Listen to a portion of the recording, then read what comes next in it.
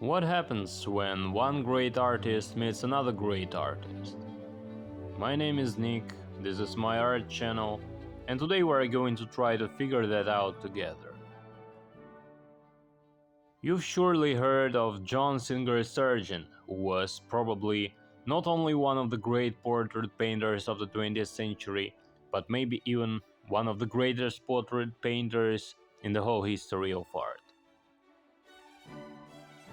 In 1887, he visited his older friend Claude Monet at his home in Giverny. The young Sargent wanted to get some valuable advice from the famous impressionist about color in his landscapes. This wonderful etude, a portrait of Claude Monet by John Singer Sargent, is a testament to the meeting between these two great artists. Incidentally, a year later, Sargent presented this portrait to the National Academy of Design in New York as his graduation project. In this video, I will show you the entire process of creating a copy of this portrait, and you can repeat it in your own studio as an excellent exercise.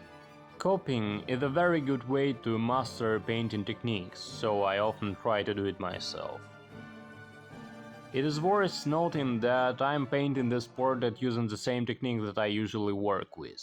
Sargent painted differently, mainly alla prima, applying premixed colors directly to the canvas. I work in layers, starting with a brown monochrome underpainting, gradually adding color in the following stages. I find this method much easier to learn, as we only have to solve one problem at each stage. First is the drawing, then underpainting, then adding white to the light areas, and only after that working with color. And by the way, there is already a video about this technique on my channel, so you can check it out. Either way, now you will see everything for yourself.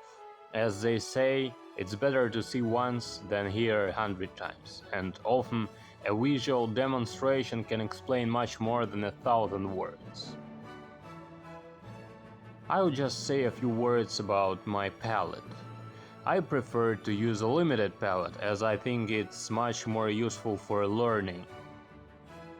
At the underpainting stage I use burnt umber, then titanium white.